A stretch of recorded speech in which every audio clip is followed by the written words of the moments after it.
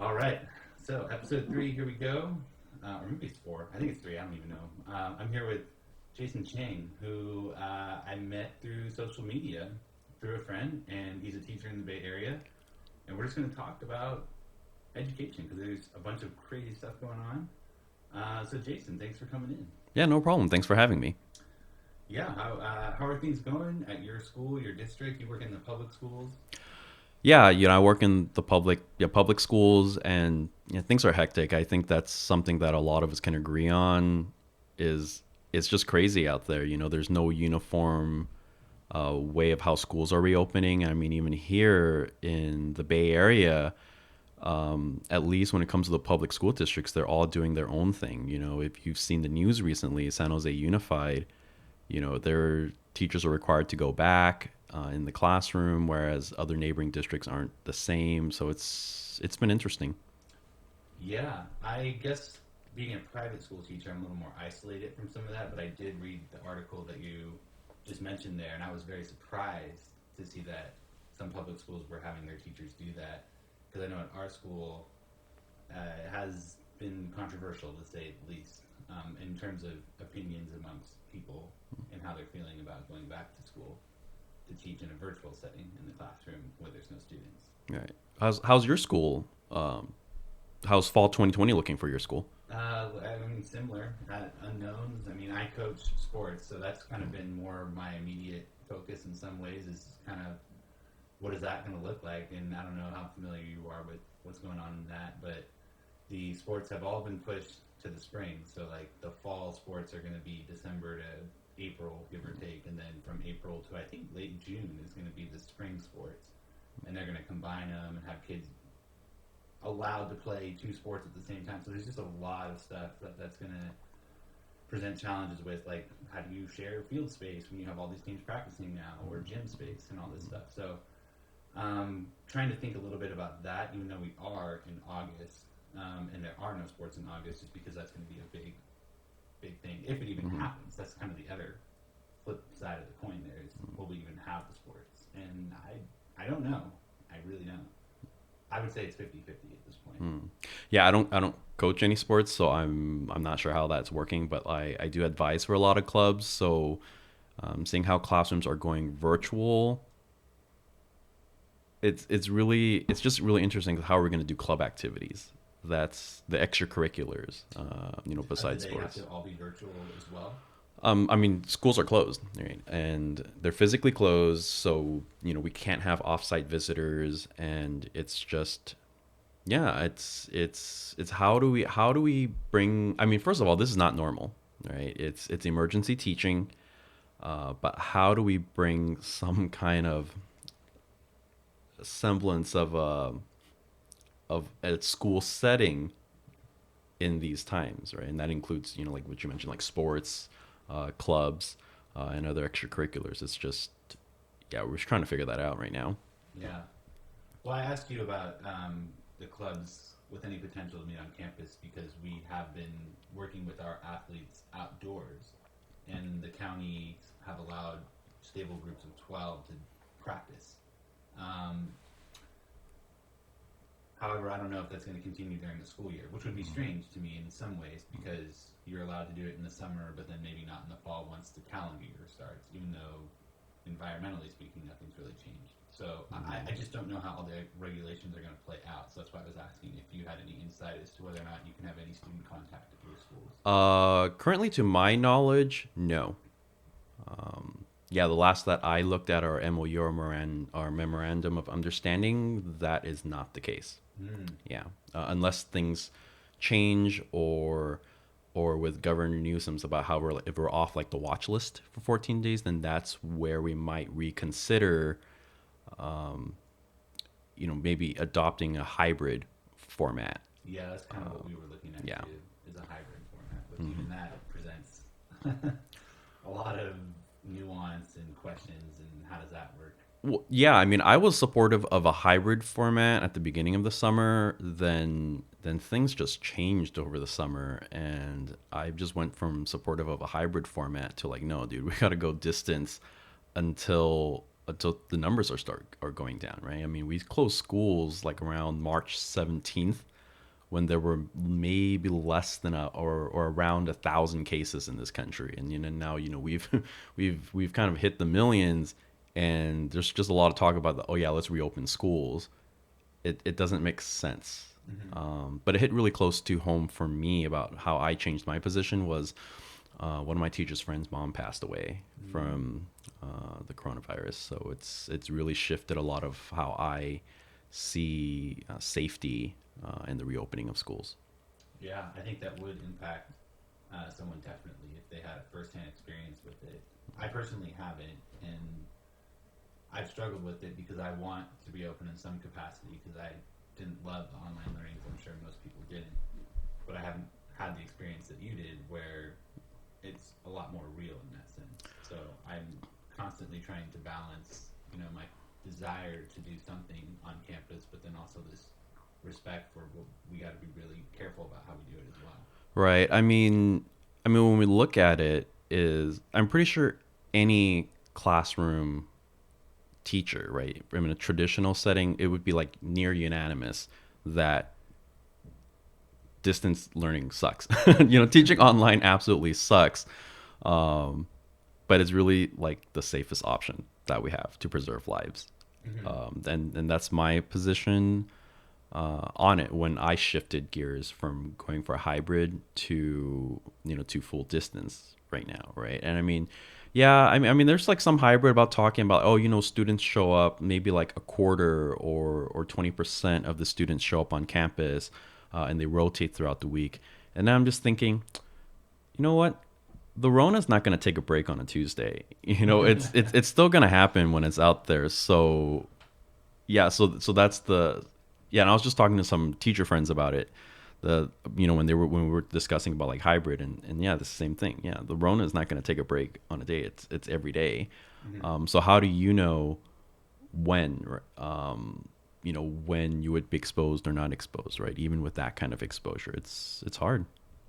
Yeah, in my mind, this is how I kind of see it. I agree with you that it's not going to take a break. It's there, and it's a question of how do we proceed. So, I guess I really understood the lockdown when we began. Right, it made a lot of sense to me, and as it's kind of gone on, maybe just because I'm someone who likes to think ahead. I now wonder like, well, what are we looking to see so that we know it's a little bit safer? Like, what are our benchmarks for what we need to see in order to start? I mean, I hate to say getting back to normal because it's so overused, but can we start? Okay, let's have the hybrid schedule. At what point does that become feasible?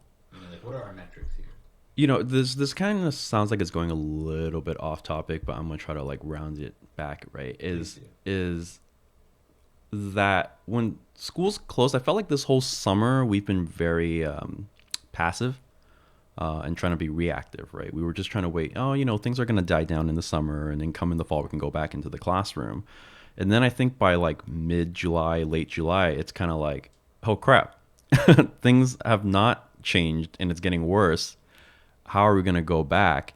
And I think that goes back into how we're going to evaluate going back or what the benchmarks that you're talking about. But I think on a related terms is if we do go back, is how do we go back safely, and how is it guaranteed, right? And we're indifferent. So I'm not sure how it's working, at your place of employment, but here in the public, and I'm not entirely sure of how like the whole funding things go. But in the public school, and I would say in teaching in general, I think it's very common knowledge that teachers spend a lot of money out of their own pocket. Already, and I'm seeing articles about people saying like, oh, you know what, other people are, like nurses and food service, they're essential workers, and then like teachers, you just got to deal with it, you can adapt to it. But when I'm seeing like language like that, I'm just thinking, so you mean we have to pay out of our own pocket? Like, when's the last time you saw nurses have to spend money out of their pocket for scrubs, or doctors buying their own surgical equipment? Are you talking about like hand sanitizer, What? and face masks? Yeah, Like things like that, right? And that's the thing when we're talking about like safety. So if I looked at last time, and when I looked at our county's guidelines, they were talking about like, oh yeah, we have to sanitize Mm-hmm. After every use or after every class, right? But Oh wow! So like the kids would have to maybe wipe down or something I before they think go. the way the guidelines put was we have to do it, Oh, the teachers do. right? And Interesting. I teach high school. That means I gotta wipe it a few times a day. And then now when you're looking at it, it's okay. That's a lot of wiping, and that's just first of all, there's the time part, right? It's like, okay, is it part of my duties now to be wiping?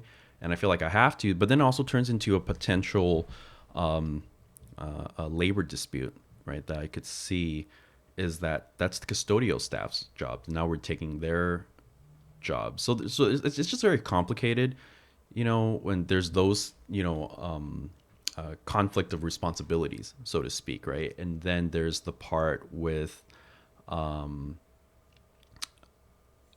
like for high school, like I gotta clean all the time now, and if there's like 100 teachers on my campus, 100 plus, is how do we guarantee that there's a constant supply of these, of disinfectants and wipes and all of that? And what I was told was the county, again, things might have changed, but again, the last time that I heard was the county was only providing the first 60 days.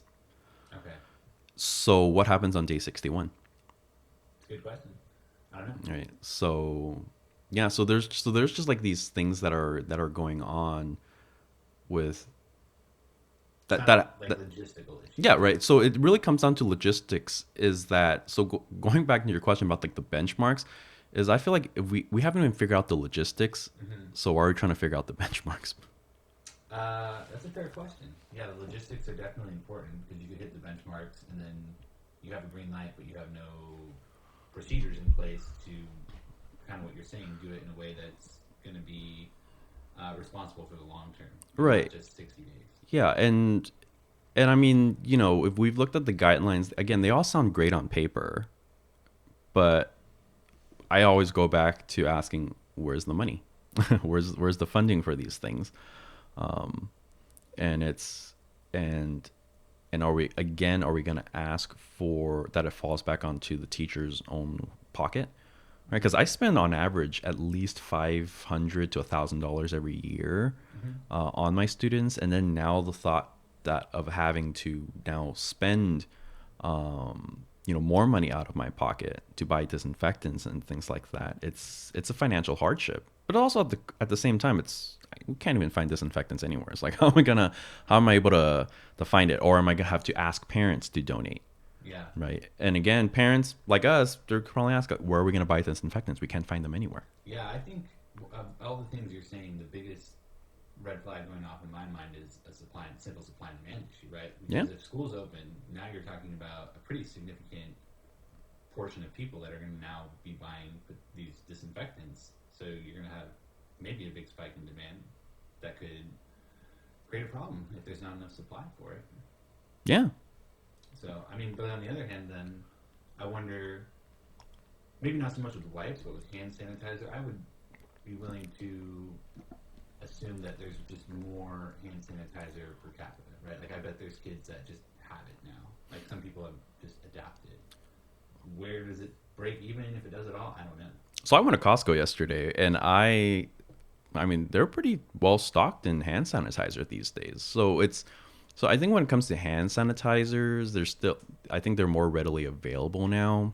Mm-hmm. But sanitizing wipes and disinfectants are something that I still can't seem to find in stores. Mm-hmm. So yeah. Yeah, so we'd have to think about how we would prepare those classroom environments before we even put the students back in. It's kind of what you're saying there. Well, when I last heard at a staff meeting was I'm under the assumption that there would be like disinfectant stations like throughout campus and stuff like that, or at least in every classroom, right? Like hand sanitizer stations. But again, bits and pieces, because there was a lot of information that was given in a meeting that I was at. Was my whole school only has like 3 disinfectant stations, and they're like all around campus. So that even comes to access. Yeah. Yeah, I hear what you're saying there. It makes sense.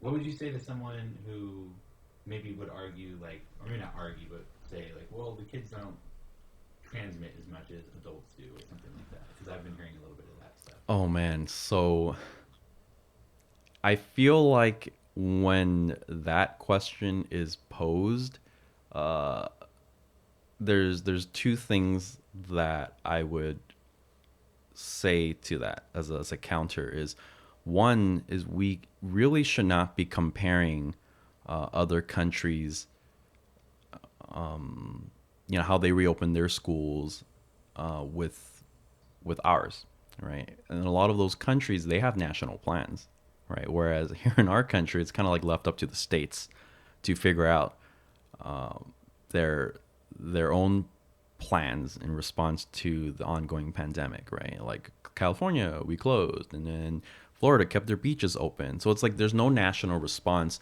that we really can't compare the data from other countries with ours. And then two is yeah, there's the whole talk about like yes, children aren't getting infected at rates as high as because school's been closed since March. They've been stuck at home the entire time.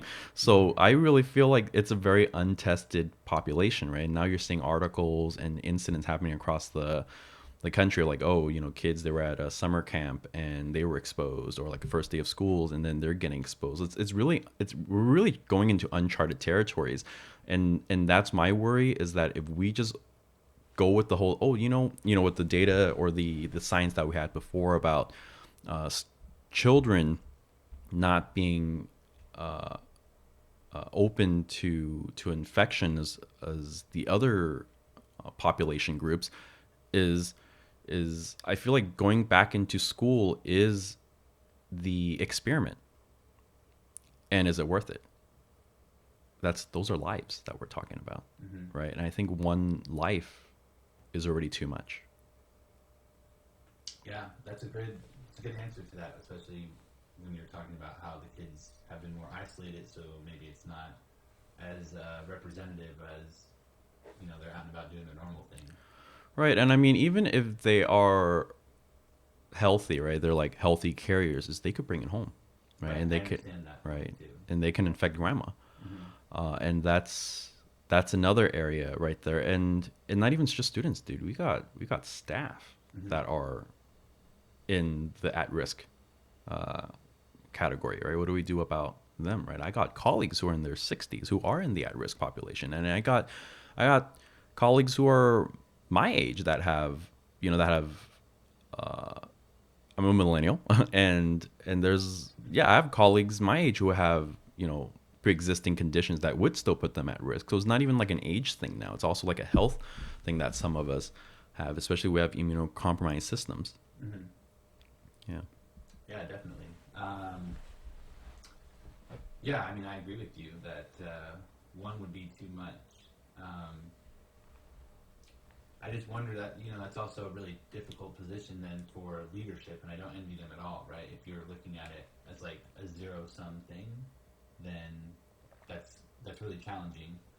And I just don't know how to think about it in terms of like other comparable, I mean, nothing's going to be as comparable to the coronavirus, right? But there are certainly deaths that occur in schools from other diseases that get passed on. So when I was asking about benchmarks, I guess in my mind I'm just trying to figure out like where is that threshold for risk?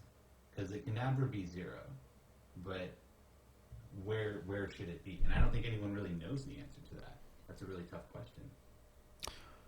That's something that like honestly I don't even feel like I have an answer for, right? Because I feel like compared to like other incidents, right, whether it's like some kind of like smallpox outbreak or things like that, there are preventative measures.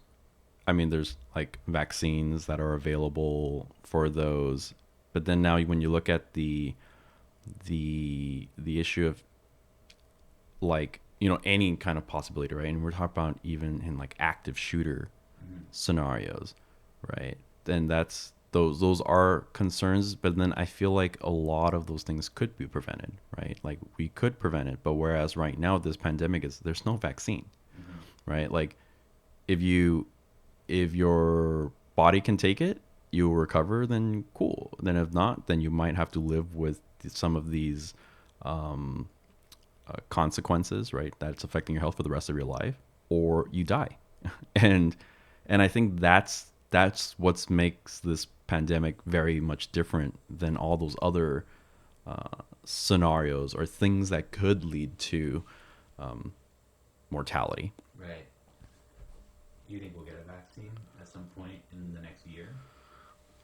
I'm hoping. Me I too. mean, I'm a social science teacher, not a science teacher, so I'm hoping that we can, right? But then I even feel like seriously, we have like a national plan. I just feel like we could be moving along a lot farther, right? And I mean, I feel like compared to other countries is even the existence of the coronavirus is a political issue. Yeah, I was talking to one of my friends who is an American, but he lives in Italy on the show a couple weeks ago. And he was just talking about kind of the different response there versus here. Of course, Italy and a lot of the other European countries are just significantly, or any other country that has done well, significantly smaller. But yeah, I agree with you. It's been different. Well, well, because now that you mentioned Italy, remember like when March was coming around, Italy was like, It was oh, bad. oh my gosh, like the whole country was on lockdown, right? Yeah. And the whole world was like watching. And now it's like Italy's like, yeah, you know, we're getting a lot better, Mm-hmm. right? And then the U.S. is, no, we're getting a lot worse, right? And it's not even a yeah. I mean, our population is greater, but like I mean, just look at population density in some cases, like South Korea. South Korea, their response was rapid, was quick. You know, their infection rates aren't as high. Australia, you know, a lot of these are developed countries, and I think it really just comes down to really don't want to get political, but like it's really true. They have national response. They have national plans. We don't, right? You know, like Trump was like, oh yeah, you know, he didn't even talk about like, oh, that we should be wearing a mask or wearing a mask is patriotic until like what 2 3 weeks ago, Mm-hmm. right? And then here, like even throughout California, which I feel like our response has been relatively like on top compared to other states. I mean, like you gotta look at some pockets of the state, man. The whole thing about wearing a mask has to do with like freedom and all of that. It's just I don't know. I just can't fathom it. Like to me, wearing a mask, yeah, it's inconvenient, but it saves lives, right? And I think that's the way it should be doing it. And I don't know. I can't. I'm at a loss at times. So So if you were president, or you had the ability to wave your wand, so to speak, and like, here's what we're going to do, and we have some hindsight now, like, what would you like to have done or seen done? well, that's a big question. I like really for me if that there's a lot. But I would just think, in a simple nutshell, is to really not leave it to the states to figure out, right? Is to really have a national response and not in some cases where it could be like in from the get go in April, all beaches, let's say, or public spaces are closed, right? And I'm wearing a mask, right? And then have like some state months later suddenly saying, oh yeah, we should be wearing masks, right? It's just like More consistency. it's yeah, it's really a consistent part and you know I'm not even getting into the whole states' rights and federal rights kind of part, but like again, this is a pandemic, man. It's like we really need to have that consistency. Mm-hmm. Yeah, it's a Yeah. well articulated point there. So when we don't have a vaccine, we are living through the science experiments of these different states and their responses. So I do want to go back to the vaccine because I am hopeful that we get one. I've heard rumors that they're getting closer. I don't know how I feel about that. Like, let's say they roll one out in November, or part of me thinks it's going to come out right around then. Do you take it? I think a lot of people won't take it. Like I have friends that said, "I'll wait a couple months. See what happens."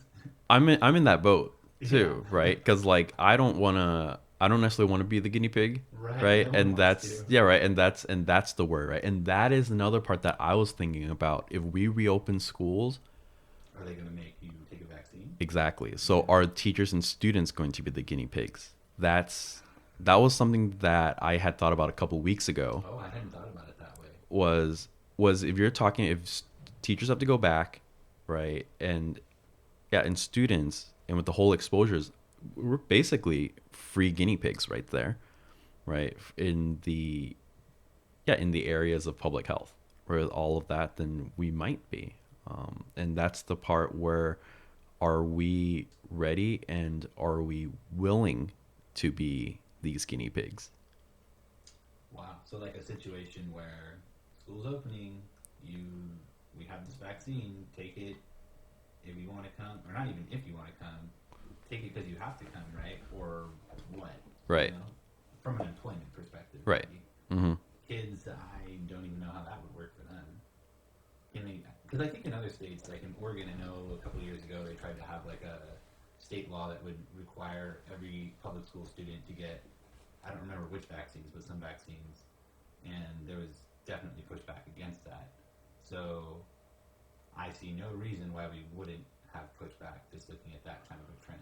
Well, I mean, look at anti-vaxxers Right. these days, right? So, and and I even feel like in some areas of resistance to the existence of the coronavirus and all of this is like, like some of these movements, like anti-vaxxers are standing in the front of these protests.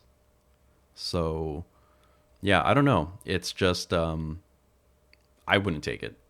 Like I'd rather wait until there are rounds of tests that are being conducted until I realize until we have some idea Yeah. that it's safe.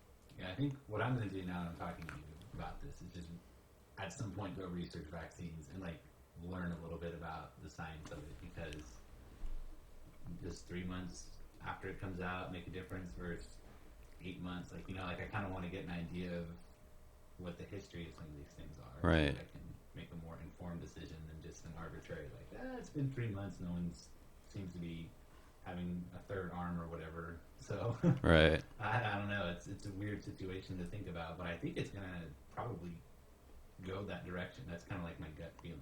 I really do think it's gonna go that way. Yeah, and we can only wait and see. Yeah, that has kind of been the mantra of this year. Every email I have or question I have, just wait and find out. Let you know later. Yeah, It's and been a it's slower year in some ways. it's weird. It's been slow and fast at the same time. Yeah. It's been yeah. Like I can't believe we're already in day like 145 or 146 Oh, I saw. in shelter in place. So it's just, and then I'm like, whoa, that's almost half a year and a half a year of this. And, people are going about their lives. Like, have we normalized this? And then there's a part that I'm thinking like, yo, this is not normal, but Yeah, it's become a totally. part of our lives. Yeah, there's definitely some aspects where I've just gotten used to it, and maybe I should reflect a little more, like you're saying, take a step back and go, oh, wait a minute. Yeah, like I don't know if you watch baseball or anything, but they've been putting like these cardboard cutouts of fans in the stadiums instead of people. Uh-huh. And I thought it was gonna be weird. And then I watched a couple games and was like, oh, looks right. It's about the same as usual. And it's like I'm getting used to that already. Yeah, and I mean, like down in the long run is like how's this global pandemic going to change our way of lives, right? How are we going to interact with people, right? And for us as educators, it's how's that going to change? I mean, first of all, we're history teachers, so it's like down the year, down the line is how are we going to teach this? It's gonna be a full-on unit. Yeah, and how are we going to teach this? But then it's like, how do we interact with people, too? And it's just, yeah, I don't know. It's really hard to imagine, and again, even going back to a lot farther, how I felt like our country has been reactive rather than proactive, and I felt like even in this case, right, trying to be all positive about distance learning and all of that, it's like I feel like at the same time we're presented with a very ripe opportunity to really transform and fix what is wrong with our education system. But in a lot of cases, I feel like it's just a lot of talk and not a lot of action. Hmm. And we're just like, oh, school's starting next week. Here's Google Classroom, here's Zoom, and just do your thing until we get back into it. But I'm really hoping that this incident really does present a good opportunity to really change our what I would argue is a broken system. Oh yeah, I would agree with you. It's just questions on how to fix it, identifying what's broken and whatnot. So Right. it's hard too when you're just a teacher, or at least in my case, right? Like I don't have great influence outside of my classroom. So what do we do within our classrooms to maybe take advantage of the opportunity to kind of get away from some of the things we're really just dependent on, for better or for worse, like bell schedules and some of the more rigid aspects of our education system. I feel like right now, like every educator should be open-minded and be flexible, I agree. right? And I think when you just open up your mind to change, I feel like that's a first step right there, right? And this is the part where honestly I get a little bit agitated, even upset when I see fellow educators, colleagues that are still questioning things like, hey, if we have less instructional minutes, does that mean I assign more homework to make up for lost time? Ooh. And I'm just like, come on, like you can't treat this as normal. Like there is no way that there's no way that you can assume that whatever you could teach in a traditional setting can be translated over in a distance model. Like I will be honest, I feel like I would be lucky if I am able to teach 50 to 75% of my content this year. Yeah. Yeah, that's my thing, because there's just the struggle, because we're not even talking about like even in the our students come from like different communities, right? And of course some communities are more privileged than others, and there are those who are not, right? Low income communities where access still might be an issue, right? You're still talking about like, oh, like my district's providing hotspots for students and Chromebooks. We're on a 1-to-1 now, but now you're even talking about like, are they even at safe places where they could attend class, right? Yeah, it's not even just access and physical hardware. It's Yeah. like, what is it like at home? Exactly. What are their responsibilities at home? Yeah. Because And there's a lot of exactly. And for me in the high school crowd is, if parents are still working, right, then the older sibling who might be in high school have to take care of the younger siblings, yeah. right? And then now if you're in a single parent household, that's just more right there that's going on. And yet I just feel like there are just some educators who still don't see that, and they're really just going, yeah, if we have less instruction names, I'm just gonna make up for that lost time by assigning homework, Oh, right? man. And I'm just like, no, no, no, it's, oh man, like, yeah, I'm trying to control my language right now, but You can speak freely. This is but like free speech. but yeah, so it's yeah. And I remember when we went distance in March, there were so many colleagues. Well, we in my district, and I think a lot of districts did something similar, where they established a grade floor, right? When schools closed on March 17th or 15th, was if your grade was at like 86% or something like that, your grade can't drop below that, right? It can only go Oh, up, interesting. right? So that was our grade floor. Was it different in your case? We just kept going, and there was talk of like pass fail, but then we decided to just kind of roll with it. I Oh. don't know how that really impacted students outside of my class. Uh-huh. I thankfully didn't have any that. I mean, it definitely hurt some of my students, but none of them like dramatically fell off the earth or anything. Oh, okay. Well, yeah, in my case, it established a grade floor, Okay. right? Because there was the whole question of access, right? Like, did students even have computers at home? That makes a lot of sense. So it turned into that was a grade floor, but then at the same time, for some students, if their grade they were in a comfortable range, they're like, yeah, it's okay. I'm not gonna go to class, Right. right? So that created a problem with that. But going back into the whole grade thing, was that, so we're talking about like, okay, you know what, we should have. And there were just some colleagues that were like going back and forth about like, what should I do with my grade book? I'm going to create a new grade book, blah, blah, blah, blah. And I'm just like, why are you so fixated on grades right now? Just do what we can right now to deliver instruction and figure out the grades later. And the grades not really that big of a deal. Like seriously, if I live if I have like younger siblings that I have to take care of, like or even food security, right? I had to worry about some of my students because about food security was a real issue for some of my students. Was it goes back into Maslow's hierarchy of needs, right? If like again, if those like physiological needs and things like that are not being met, it's like how am I even gonna like concentrate and care about like my grade in world history or economics, right? And it's yeah, going back, man, you just gotta be flexible and be open minded. That's Yeah, I agree with you. I mean, I try to preach to the students that it's more about the skills you learn, mm, and it's not like content's great. I love the content I teach, but mm, it's not really the most. You're not gonna remember it. Like, I'm sorry, and it's just how it goes. Like I don't remember anything when I took econ really. Maybe like mm, 5% of the total curriculum that year when right. I was in high school. Mm-hmm. And now I teach it, and that's how I learned it, right? Like, it's just kind of how it is, and I'm sure most students would say it's something pretty similar, is that like, they don't remember everything from high school. So what I try to tell them is it's more about like the skills that you develop, the habits you develop, how do you write, how do you speak, how do you research, and learning how to learn, I would say is more important. So I wholeheartedly agree with you right there, right? Because like I'm the same, right? When I think about it, so that's why for me it's like I focus more on the skills building than the content. So I feel like, yeah, even in some cases where I'm not able to cover all of the content, I think it's fine as long as I built the skills, Mm-hmm. right? Because like you, right? Like I took those same classes. I don't remember anything from Yeah, them, you man. remember. I don't remember. Like I remember when I was starting teacher school and I was out having drinks with my world history teacher, and I was telling me, oh, dude, I'm a student teacher for world history. Like I'm not sure how I'm gonna do this activity for the Enlightenment, and he's like, do bingo, do the Enlightenment thinker bingo. I'm like, what are you talking about? He's like, we did it in class, don't you remember? I'm thinking, yo, man, that was like almost 8 years ago. I don't even remember that. I don't remember anything. Yeah. So that's the part, and I think like students really are not gonna remember what you teach them, but they're always gonna remember how you made them feel, Oh, I agree with you. right? That's a great And saying right there. yeah, and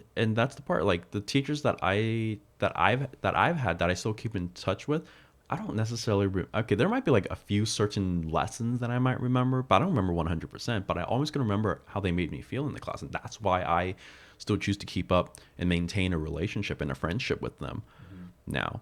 And and that's the funny part about us being educators is that we were students before. How do we lose sight of that, right? I try intentionally not to. Yeah.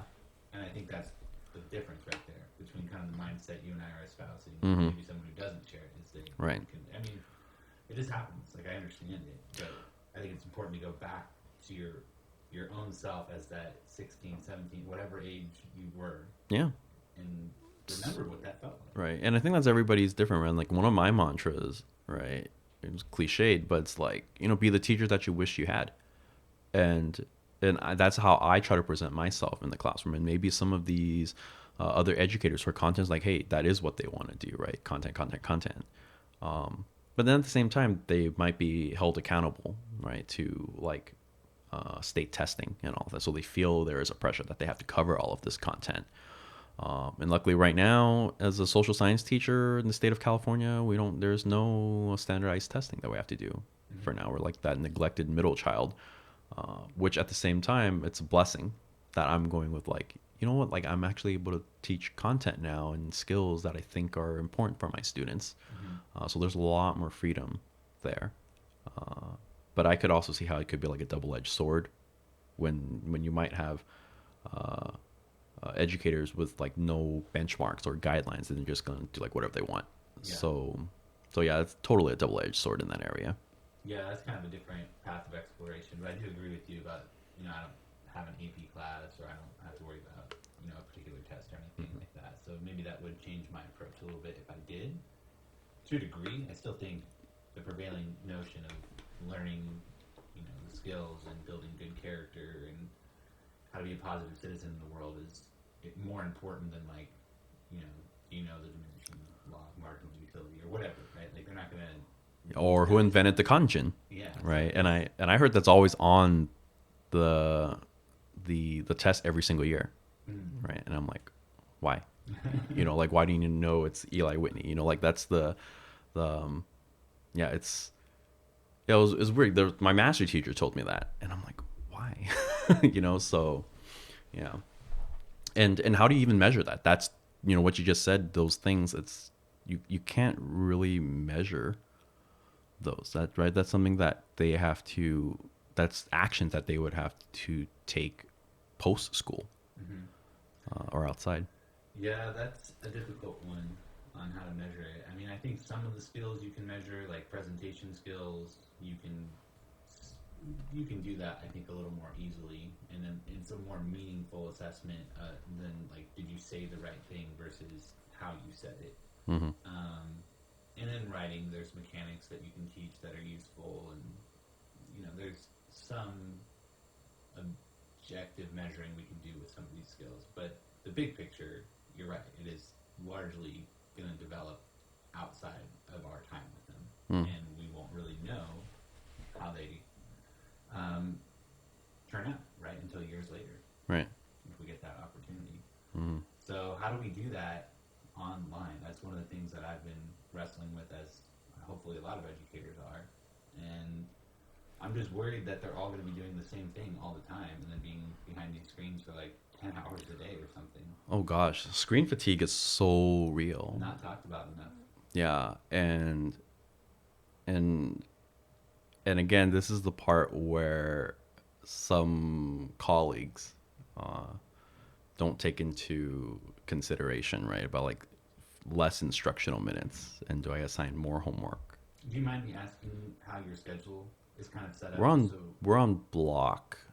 I mean, during the traditional school, you're already on block schedule, anyways. so But did you make any alterations when you went to online, like shortening the school day or something? I know a lot of schools. so we went to, well, at least last, like if we're talking about right now, this upcoming school year's emergency teaching, then like last spring was like emergency last minute teaching, right?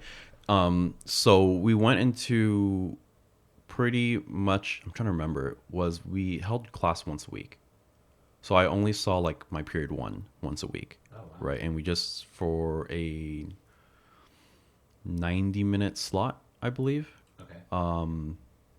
So this time it's a little bit different, that we are seeing our classes twice a week for 90 minutes each. Hmm. And we are told that they should be online the entire time. Yeah, I was told that as well, and I was kind of surprised. So now if I have 3 classes a day, that's what, 4.5 hours in front of the screen, every day, with like a little break on Wednesday. Wednesdays are tutorial period and our staff collaboration. So, but still, you're looking at 4.5 hours a day. That's tiring. And I mean, like, I'm a little bit of a gamer, so like I can easily like spend a whole day playing games. But it's very different. Where I don't know. Yeah, I don't know the science behind it, but then if I could easily lose track of time when I'm playing like a game for like 6 hours. I'm like, oh look, I skipped lunch. Now it's dinner time.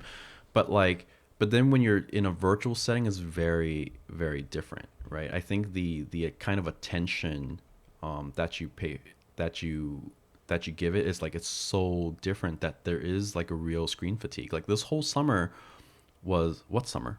Like, man, I had endless Zoom and WebEx Really? meetings. Wow. I can show you my calendar later. It is crazy, and there are days where I would be in front of my screen from like 9 to 5. Yeah, my wife is kind of doing that right now. Yeah. These meetings that are like you're saying. Right. So it's tiring, and there are days where I really just want to check out, right? And it's so like, how are we able to do it and like teach content, right? And going back into your point was, I mean, yeah, like how are they? Yeah, I just can't fathom, like, who thinks like students can sit in front of a screen for 4.5 hours Yeah, every day. it's hard enough for the adults to do it. And Yeah. I don't know if it's supposed to be harder or easier for adults. Mm-hmm. The way I think about it is, if I can't do it, with an adult's gonna have a more developed attention span anyway. Right. How are they gonna do it? Right. Like, put yourself in their shoes again. Like, that's a long time. Yeah. And I found the student feedback I was getting was, we have so much more homework. Kind of like what you were saying. Mm-hmm. And I'm talking about last year. Oh, okay. Until our graduation. Right.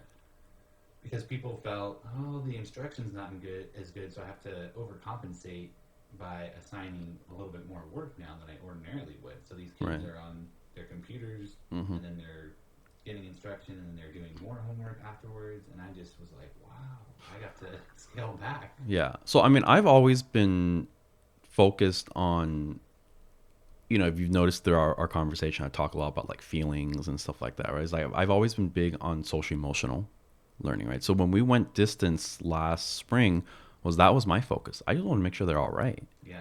Right. And then, if they want like a distraction or, just some work to keep themselves occupied, then, you can do my work. Mm-hmm. Right. And also, like in my district, work was optional too, right? Yeah, because of that grade floor. Right. You had that Yeah. built in. Mm-hmm. So some students did it, right? Some students needed it for their grades to go up. Some just did it just because, right? And I think going forward, even with this, is like social emotional is gonna matter. They need breaks, And right? they've been in this way longer now. Yeah. Right? It's no longer a couple of months in. It's still a couple of months. Right. It's a longer period of time.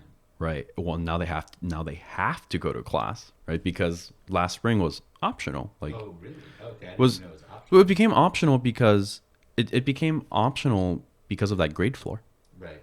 right? And we didn't take attendance, right? Because it I just see. so we basically it's not like a district thing saying that we got all of our ADA money, just like that from the state, but it was really how the grade floor was established, was especially when I teach government econ, the seniors were checked out. This was like March and like almost graduating, whatever. Like I'm just gonna wait until I go to college.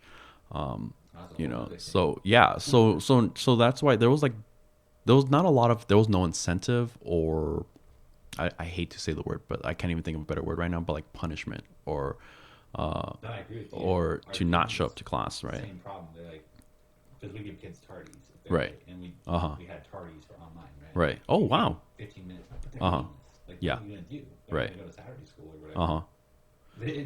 So they're, you can't hold them accountable in the same way anymore. Right. So, like, the old structure doesn't really work. Right. Yeah. So there was no accountability. So now there is some accountability, right? Their grades matter. They have to go, like attendance. So there's that part. But still going back into the human aspect of it, Yes. right? Was screen fatigue is real.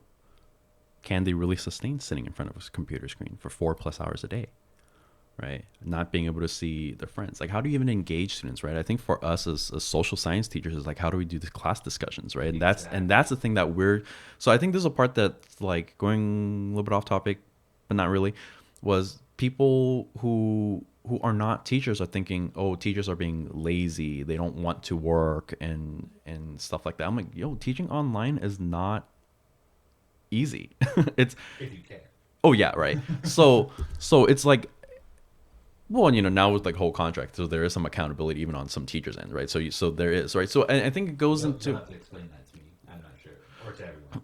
oh, so there is some accountability on the teachers' end because now in our contract, right, is like we have to be providing instruction, right? So it's, well, at least in my district, right, it's synchronous, so it's not asynchronous. So now it's like we have to be we have to be teaching, we have to be posting assignments, we have to be and there's still evaluations going on. I'm not entirely sure how evaluations are going to happen in a virtual space, but that is still there. Yeah, so teachers still have to do the work, right? And so they can't just go like, oh, here's a YouTube video, watch it for 90 minutes, because we still have to provide that kind of instruction. So now that's turning into a part where educators all around are trying to figure out, like, I have to redo or rethink or redesign how I've been teaching. Yeah. Right. And And for me, the transition is not necessarily as hard. It's just time consuming for me because I started using Google Classroom last year anyways. So it's just a matter of like a full on conversion to online, but also finding t- tools out there that I can use to engage students. So it's not them like sitting there for at least half an hour passively listening to a teacher Yeah. lecture. Yeah. That for me is the hard part, right? Yeah. Discussions, maybe you can kind of do, maybe like, Yeah. I don't know, blog posting, something like that, or Twitter Yeah. discussions. Mm-hmm. Those are things that you can do, but again, still screen. I like to incorporate, and I'm willing to bet you would too, really like hands-on simulations or whatever, because you teach econ, right? Oh yeah. So, Mm-hmm. do you know the Pearl Exchange? Yep. I Okay, do so the there Pearl you go. Exchange Yeah, too. that's my Yeah. favorite lesson. So Yep. people who don't know, the Pearl Mm-hmm. Exchange, the kids are like moving around, they're trading things, Mm-hmm. they're making deals with each other, Right. and they're selling these fake pearls. And it's like, Right. how do I recreate something like that? I don't know how to do that online. That's going to be hard. Yeah. Or there might be something similar, right? Maybe like a game Yeah, that's that's what been I'm created, but we wondering. gotta like dig around and look for it. You could spend a lot of time doing that. You could be like an hour in trying to find some game, and you Yeah, find one, right. and you're like, I don't know about this, and I just spent an hour. Yeah, exactly, right. And that's what I'm going through right now, right? So it's like it's the time consuming Yeah. aspect. It's like okay, I got these things, but then it's like it's really, I think for a lot of us, it's like being in year one teaching all over again. It does feel that way. It Yeah, really does. and I think this is like what non educators don't understand is they don't know what first year teaching is like. First year teaching was rough. I really felt like I was working 18-hour days every single day.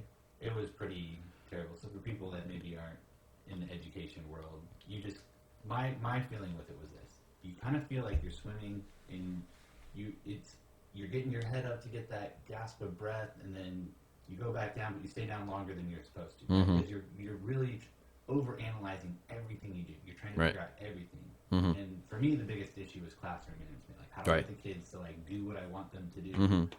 And there's just certain things, and you can't really learn from a book or from someone else telling you. You just gotta experience. You gotta fail, Yeah. and then I don't do that. Yeah. And I mean classroom management, man, you could teach for 10, 15 years, but you're always going to hear like even the most experienced teachers, classroom management is always a struggle. Yeah, because you're always the kids team. You have to Exactly. figure out how you want to Mm-hmm. create a structure for whatever kids are in that room. Exactly. Who are going to be different from Yeah. year to year, period to period. Or Mm-hmm. whatnot. Yeah. And so it's going to be a whole new ballgame trying to figure out how to even have an atmosphere online that is personable. Yeah. And now is trying to on my end is narrowing down which tech tools that I want to use. So, Right. what are you thinking here? I want to hear your thoughts. So actually for the last couple of years, okay, first of all, classroom management system, we've got we use Google Classroom, right? And that would be like my hub for links and things like that, right? But now it's like more like when I'm in the middle of teaching class, right? If I do like mini lectures, right? Because I'm not going to talk for the whole time, right? Maybe like every 5-7 minutes a break, there's an activity, right? Do I want to do a Google form or do I want to use so there's a tool that I've been using for a few years now, goformative.com, which I think is very useful. You can play around with it. I think it's hard to explain what it is, but I would just think it's like Google form on crack. That's you could also see like all of the students' answers and stuff like that, and you can choose to hide their names too. So if you want to like after students answer it, you can see all the responses on the screen, right? And you can hide their names, and you can use that as like a launch point for a discussion.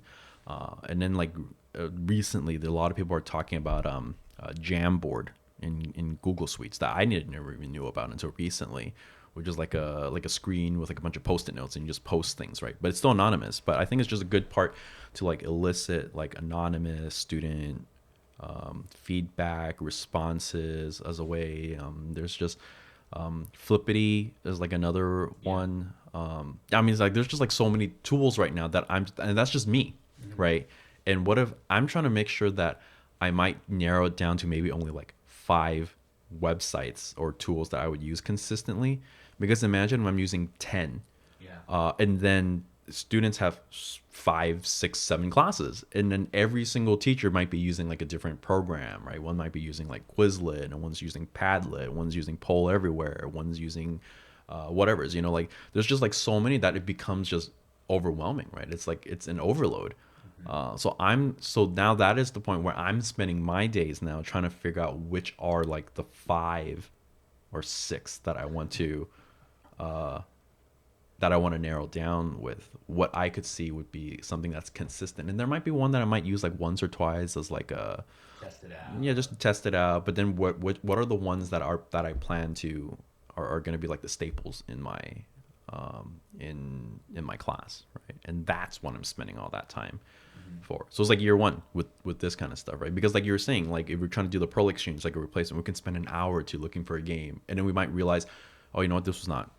I can't use this. Then boom, we just used up wasted time right there, right? And now I'm spending all this time trying to figure out these tech tools. Like, can I use this? Can I not use this? It's time consuming. Yeah. Yeah, I completely agree. I think you're wise to streamline so that your students don't get lost in all the different avenues of apps and wonderful technology that they're going to be immersed in this year. I mean, I get overwhelmed just trying to look through it, so I completely agree that the simpler, the better. Less is more, especially Yes. what we're heading into here. Mm-hmm.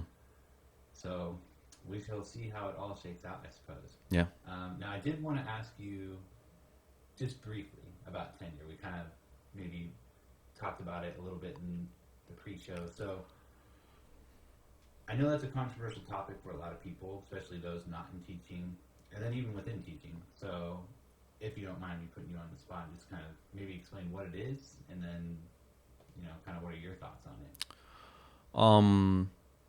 I have pretty mixed views on the issue of tenure, or at least in the state of California, we call it permanent status.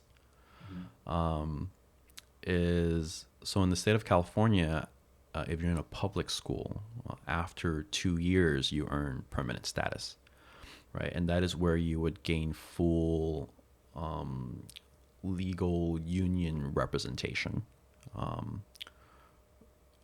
when it comes to your position, right? And I see this as a double-edged sword, really, right? Because I think with permanent status, if there's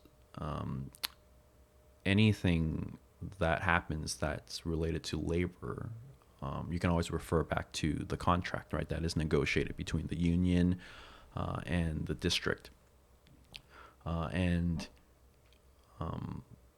I think the protection is there is necessary at times. It protects academic freedom. It protects teachers from maybe like vindictive administrators, right? If my principal hates me and they purposely try to make my life hell, then that is where the union can step in to help me mediate, right? Or there might be like one lesson that I think that has always been receptive, right? That students like, but it somehow doesn't sit right with an administrator, and they're just out to get me over that thing. Again, this is where tenure does or permanent status really does kick in and protect teachers, right? But then on the double-edged sword is, yeah, if a teacher is not doing their job, they still get represented by the union, right? And this goes into that whole what's the word for it? The generalization, like, oh, unions protect bad teachers. I disagree, right? Unions do not protect bad teachers.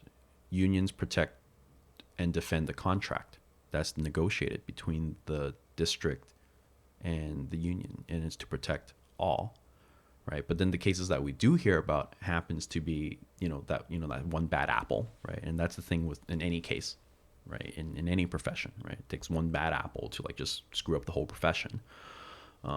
So that is where the double-edged sword comes. Like I would say there's some people that I see, like honestly, I feel like I'm putting myself like on a pedestal and stuff like that, but there's just some people that I'm going like, oh my gosh, you're a teacher. Like I like it's questionable. Mm-hmm. But it is what it is, right? So yeah, it's unfortunate that permanent status do protect some. Bad is also a subjective term. It's like some bad teachers, but it really does protect more teachers, Mm-hmm. or educators. So I do see there's a value in it, but it could be taken advantage of, right? Because if, let's say for me, and I've joked about it with my students, and some of my true students have like taken jabs at me before I earned my permanent status, right? Like I said something, I forgot what I said in class. It was like my first year or something like that, and then they said, "Yo, you can't do that. You don't have tenure yet." And I'm like, "Oh, that hit a spot." Right. And then, but then again, like what is, but I've told students or people before, it's like, yeah, like after I've earned my permanent status after my second year, potentially what is going to stop me from just like sitting on my ass and not doing much, right? And doing the bare minimum. Like I might sit in my classroom and I just tell students like, yeah, just read chapter 1 and finish the questions at the end of the book by the end of class, right? And yeah, teachers can say, I'm sorry, students can say that I'm not teaching. But then on one end, I could be saying, well, I am teaching. They're doing assignments, right? Mm-hmm. So this turns into a thing where if you have to prove that a teacher or an educator is not doing their jobs or responsibilities, right? It just becomes like a very lengthy legal battle.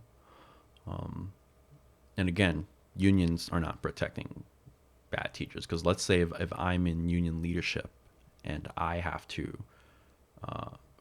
protect someone that I believe is not a teacher and doing students a disservice, at the end of the day, is like, hey, I might not be willing, but it's to protect the contract, because what is to happen if the contract is not protect? What's to stop the good teachers that are out there from being targeted, Mm-hmm. right? So yeah, it's a double-edged sword. Yeah, there's pros and cons as Yeah. you kind of outlined there. I think Mm-hmm. most people would agree with kind of the premises you laid out. I know I do. So, what is there opportunity for reform? Like, is there any way to kind of protect the inherent benefits of protecting teachers from these arbitrary, targeting from administrators, perhaps, um, while also maybe removing that incentive that some teachers may or may not take advantage of to do the minimal amount to get by? Mm, no, like I don't see it, because like even if you take teachers out, right? It's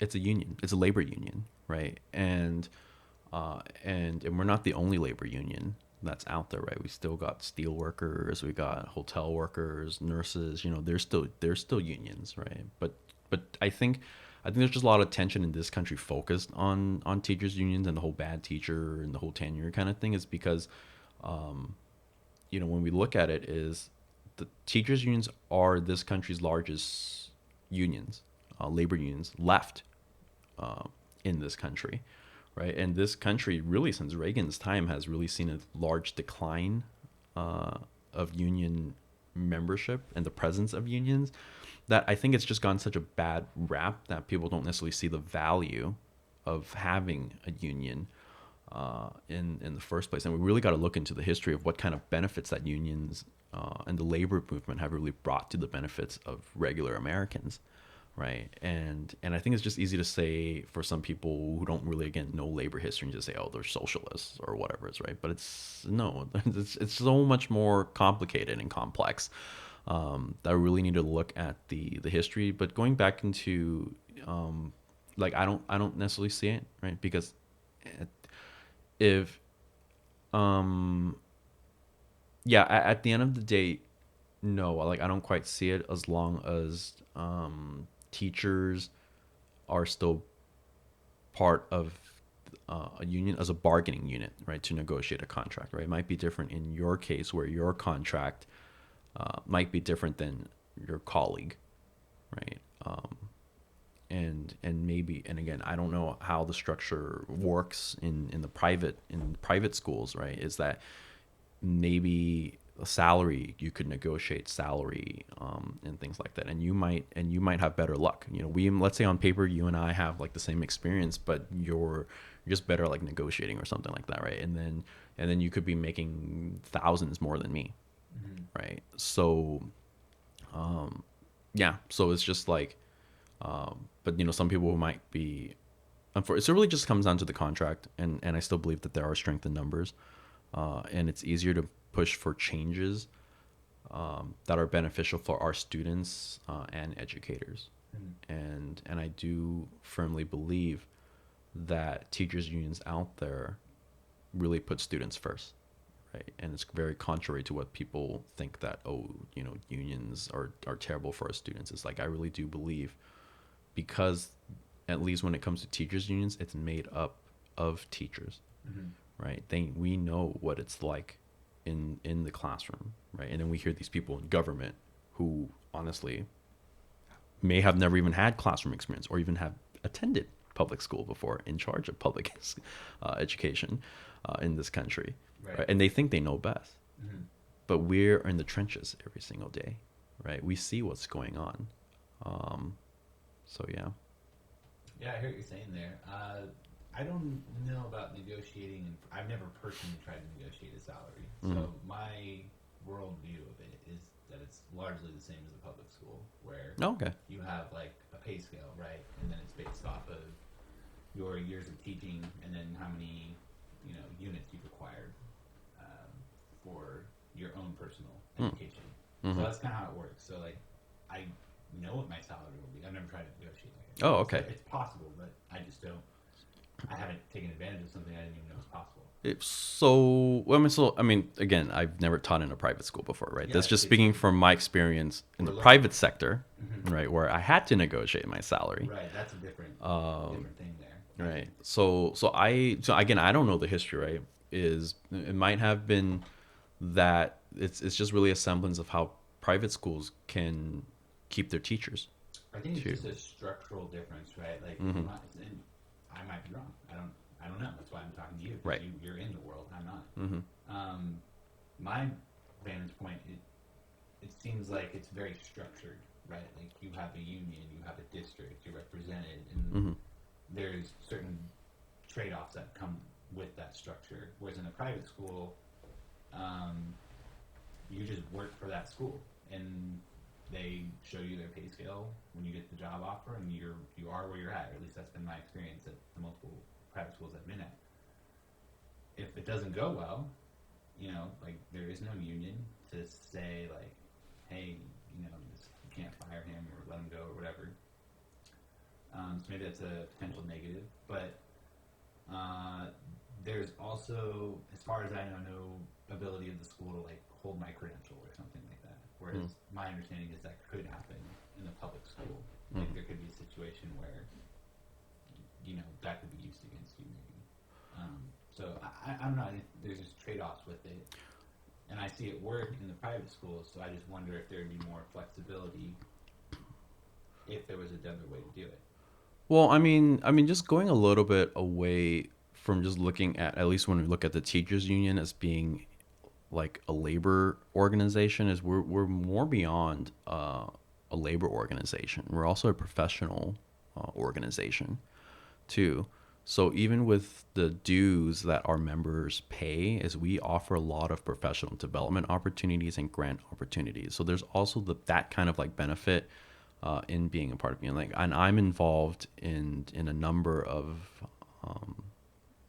these. So my involvement in the union is not so much on the labor aspect, because I kind of find contract negotiation kind of boring. It's not my thing right now. But I'm more focused on the professional development aspect. So I do professional development throughout the state, here and there. Whether it's on social emotional learning or teaching history.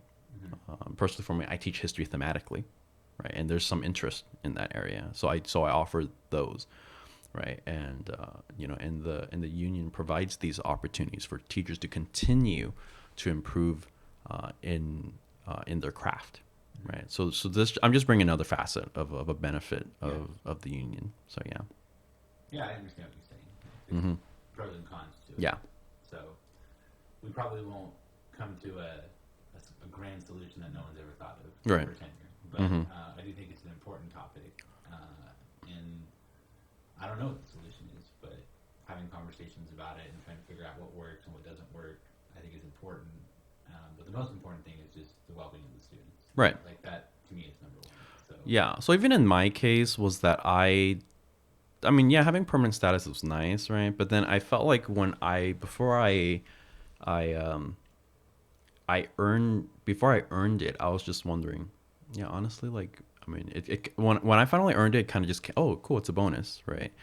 But going back into, what you said, right? It's really for the students. So for me, it was thinking like, I just thought that whatever I was doing was best for the students, and that's it. I was doing my job, right? And then getting that permanent status was like, oh, cool, it's an added bonus.